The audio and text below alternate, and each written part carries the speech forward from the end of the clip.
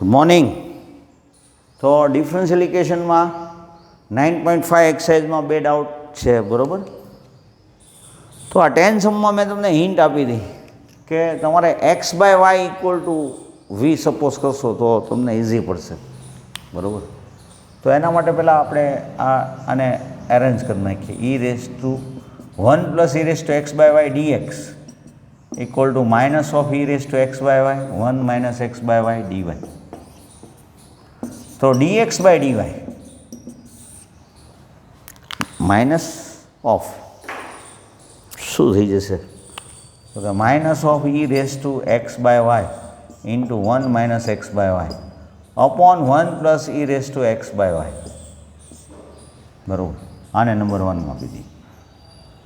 હવે મેં તમને સબસ્ટિટ્યુશન શું લેવાનું કીધું? x/y equal to v. x/y equal to v suppose કરો, એનો મિનિંગ એવો થાય કે x equal to v into y. તો dx/dy મલ્ટિપ્લિકેશન રૂલથી આપણે કરવું પડે. તો vનું વિથ રિસ્પેક્ટ ટુ y કરીએ એટલે vનું dv/dy, then y as it is, પછી v ઇન્ટુ yનું વિથ રિસ્પેક્ટ ટુ y હોય તો 1 થઈ જાય.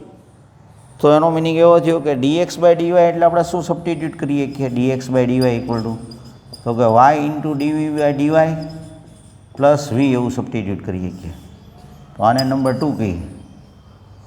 તો ફ્રોમ 1 and 2, બરાબર, ફ્રોમ 1 and 2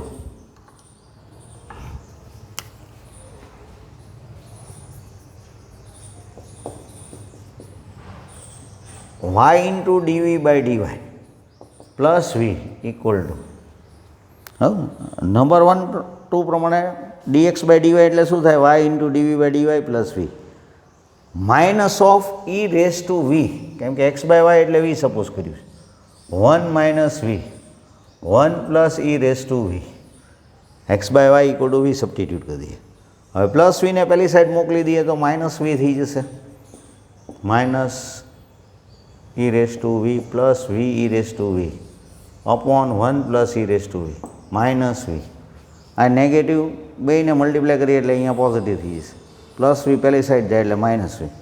તો y ઇન્ટુ dv/dy 1 + e⁻vનો આપણે એલસીએમ લઈએ તો minus e⁻v plus v e⁻v minus v e⁻v. જુઓ તો કાંઈ કેન્સલ થાય છે? તો કે પ્લસ v⁻v ને માઇનસ e⁻v કેન્સલ છે, એટલે y into dv/dy equal to minus e⁻v minus v, એમાંથી નેગેટિવ કોમન લઈએ તો 1 પ્લસ ડિનોમિનેટરમાં 1 + e⁻v. તો હવે તમે જુઓ તો વેરિયેબલ સેપરેબલ ફોર્મ આવી જાય એવું છે. વીવાળા ટર્મ આપણે આ સાઈડ લઈ લઈએ, બરાબર.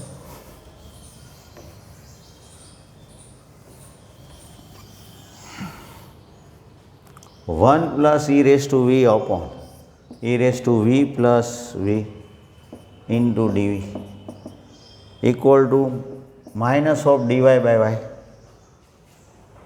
y અપોન dy ને પહેલી સાઈડ લઈ લઈએ એટલે માઇનસ dy અપોન y, અને આ જે ટર્મ છે 1 + e⁻v upon e⁻v plus v, એને આપણે આ સાઈડ લઈ લઈએ.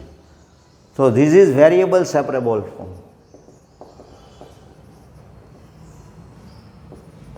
સેપરેબલ બે સાઈડ ઇન્ટિગ્રેશન લઈ લઈએ તો e⁻v plus 1 upon e⁻v plus v dv equal to -1 upon y dy, બરાબર. e⁻v પ્લસ v એનું ડિફરન્શિએશન શું થાય? તો કે e⁻vનું e⁻v vનું 1 થઈ જાય. તો f' v upon f of v, તો log f of v plus v equal to minus log y plus log c. v એટલે શું? તો કે x/y. v એટલે આપણે x/y માટે v સપોઝ કર્યું, x/y log c upon y, log c minus log y એટલે log c અપોન y. હવે બે સાઈડથી આપણે લોગને રિમૂવ કરી નાખીએ તો શું થઈ જશે?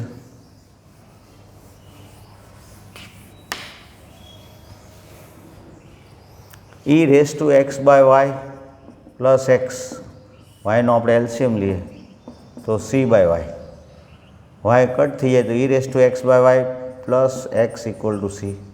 તો this is general solution given differential equation. હવે જે ગિવન ડિફરન્શિયલ ઇક્વેશન હતું એનું આ જનરલ સોલ્યુશન. એક્સ ને વાયની વેલ્યુ આપી હોય તો આપણને સીની વેલ્યુ મળી શકે તો પર્ટિક્યુલર સોલ્યુશન આ. સપોઝ આ 13 સમ છે 9.5નું, તો એમાં તમારે સબસ્ટિટ્યુશન એક્સને x1 y π/4 છે એટલે પર્ટિક્યુલર સોલ્યુશન મળશે. તો પહેલાં એને આપણે હોમોજીનિયસ ફંક્શન છે એટલે પહેલાં આપણે તમે એને એરેન્જ કરી નાખો. તો એક્સ, બરાબર, ક્વેશ્ચન જોઈ લો ફરી વાર. 13 ક્વેશ્ચન, અહીંયા dx અને dy છે.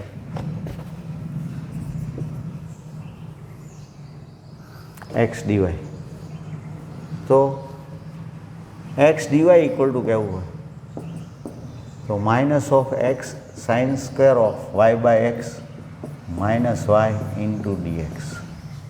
તો dy બાય dx, આ નેગેટિવ અંદર મોકલી દો તો y minus x sine square of y by x upon x થઈ જશે.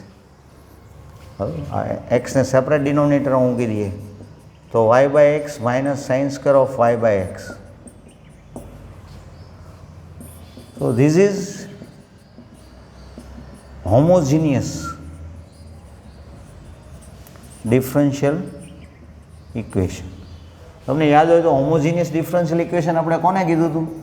dy by dx equal to phi of y by x. આ સાઈડ dy બાય dx હોય ને સામેની side y by x format હોય તો એને આપણે હોમોજીનિયસ ડિફરન્શિયલ ઇક્વેશન કહીએ છીએ. હોમોજીનિયસ ડિફરન્શિયલ ઇક્વેશનના સોલ્યુશન માટે આપણે શું કરીએ છીએ તો કે y by x equal to v suppose કરવાનું. આખી એક્સરસાઇઝ એના માટે જ છે. તો suppose y by x equal to V,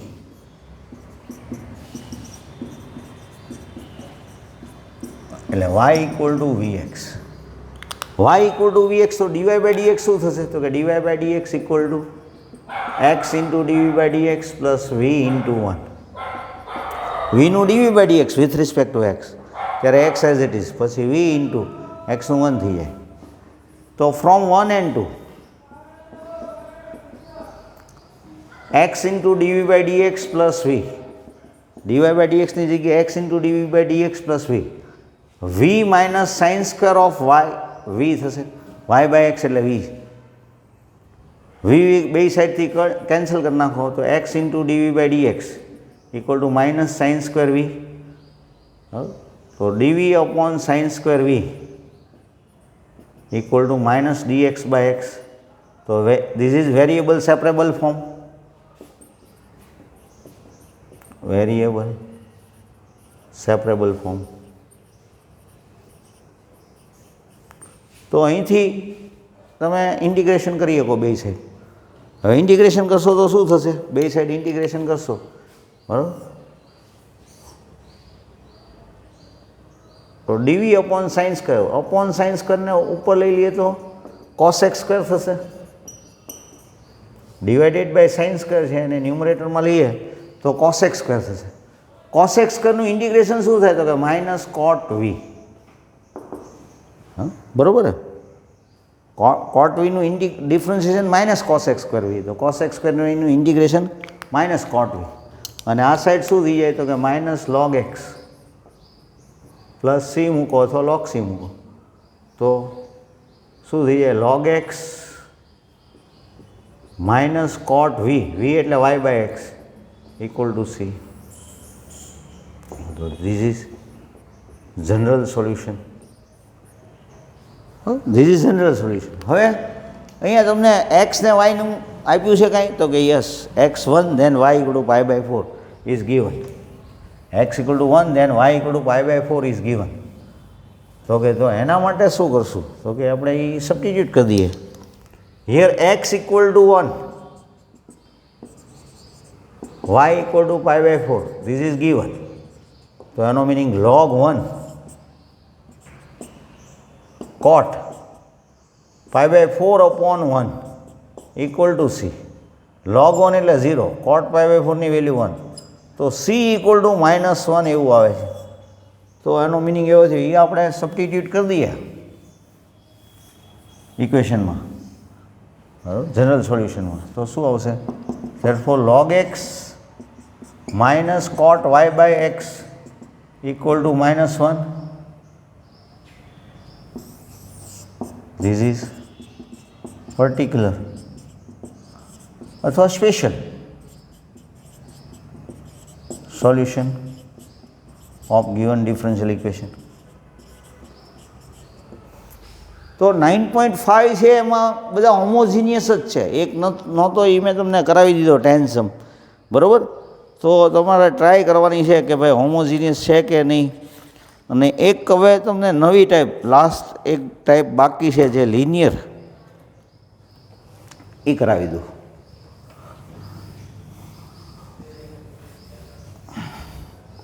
linear differential equation.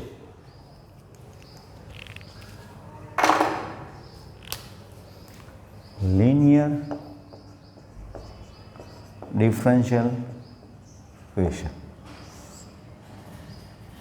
તો what is linear differential equation? તો આપણે એમ કહીએ કે dy/dx plus py equal to q, where p and q are function of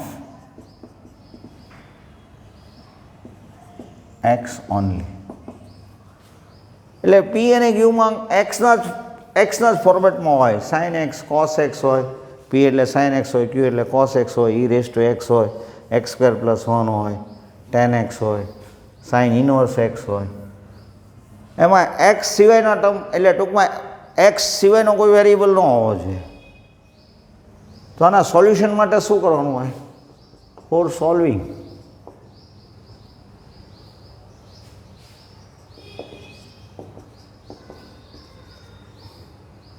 both side multiply by integrating factor e⁻p dx. અને આપણે integrating factor એવું કહેશું. બે સાઈડ તમે e⁻p dx થી મલ્ટીપ્લાય કરો તો સોલ્યુશન આવી જાય. લિનિયર ડિફરન્શિયલ ઇક્વેશન, આને આપણે લિનિયર ડિફરન્શિયલ ઇક્વેશન કહેશું. અને એનું સોલ્યુશન માટે શું કરવાનું? તો કે બે સાઈડ તમારે e⁻p dx થી મલ્ટીપ્લાય કરવાના. સપોઝ 9.6નો પહેલાં હું તમને થર્ડ સમ કરાવું. dy/dx plus y/x equal to x².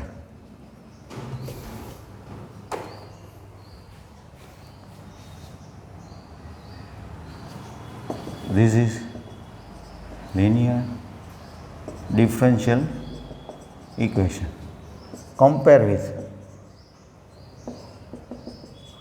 dy/dx plus py equal to q. તો p શું થશે? 1/x અને q x². નો ઇક્વેશન અથવા ગિવન ઇક્વેશન, આને ઇક્વેશન 1 કહેવો તો ઇક્વેશન 1 અથવા given equation multiply by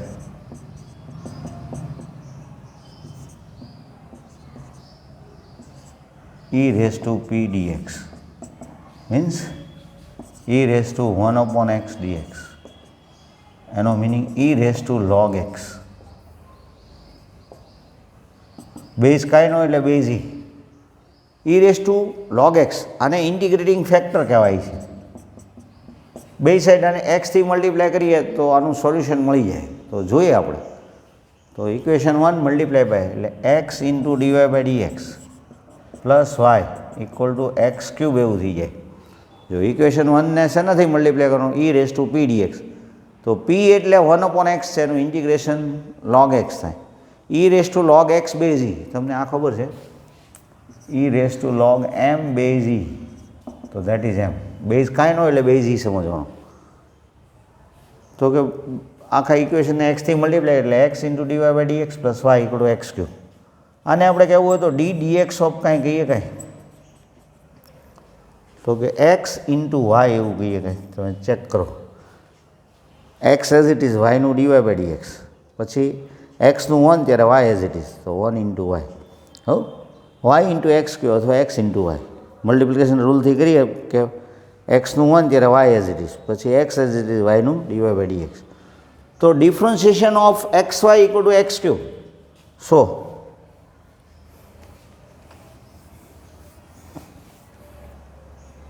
integration of x cube equal to xy plus c.